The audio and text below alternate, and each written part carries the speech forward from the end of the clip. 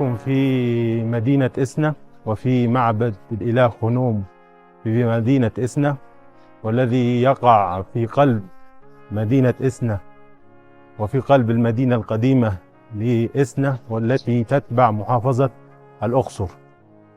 هذا المعبد كرس للإله خنوم، وهو الإله خالق البشرية كما كانوا يعتقدون، من الطين ومن الصلصال، والذي يأتي من أسفل نهر النيل.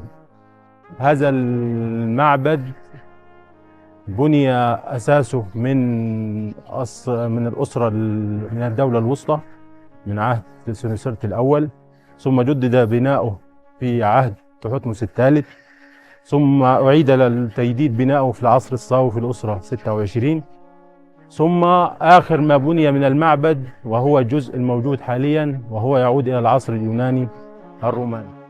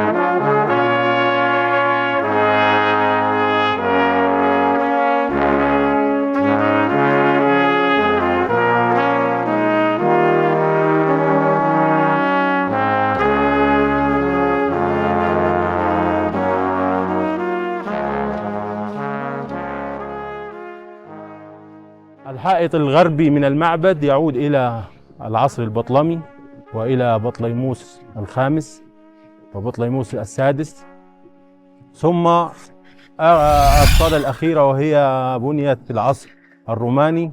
استغرق بناء المعبد أكثر من 400 عام، من 150 قبل الميلاد إلى 250 بعد الميلاد. تعاقبت فترات طويلة في بناء ونقوش ورسومات هذا المعبد، واستمرت الأباطرة الرومان، معظم الأباطرة الرومان مثلوا وصوروا في هذا المعبد.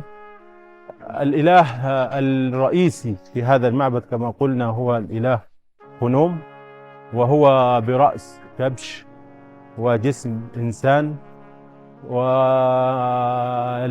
ثالوث مقدس يتكون من زوجتين، وثالوث آخر يتكون من زوجة وابن. هذا الثالوث كان يتكون من خنوم ومن حيت ونبوت، وأحيانا أخرى من خنوم ونبوت وابنهم حكا.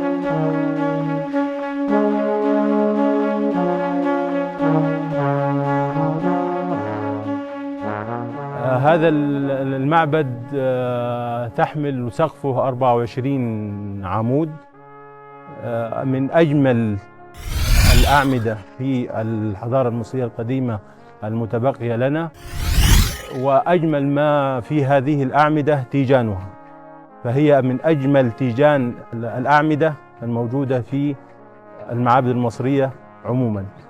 لاختلاف أشكالها لا يوجد في تاج يشبه الآخر، فكل تاج يختلف عن الآخر. هذا المعبد بني من الحجر الرملي، وقطعت أحجاره من محاجر بين إدفو وكومومبو ومن جبال السلسلة على الأرجح، وكانت تأتي عن طريق النيل. في وقت الفيضان. هذا المعبد يبعد 100 متر فقط عن نهر النيل. كان يوجد مرسى لهذا المعبد على ضفة النيل، وهو في الناحية الغربية من النيل، وهو معبد جانزي لعبادة الإله هنوم. كان يوجد طريق يربط بين المعبد ونهر النيل، كانت تحفه التماثيل والورود إلى أن يصل إلى المرفأ أو المرسى الموجود جزء منه حاليا على الضفة الغربية للنيل.